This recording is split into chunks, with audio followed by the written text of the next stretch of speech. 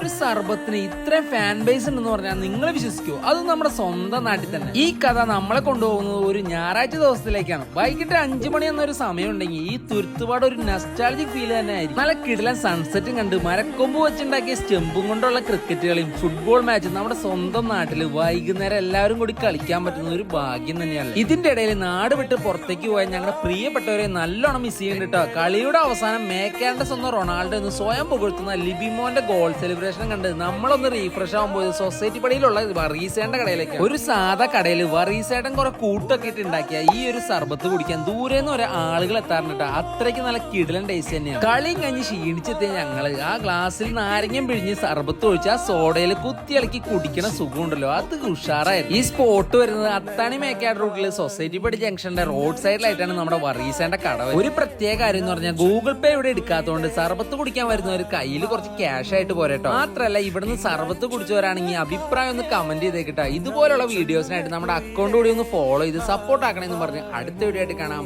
Bye guys.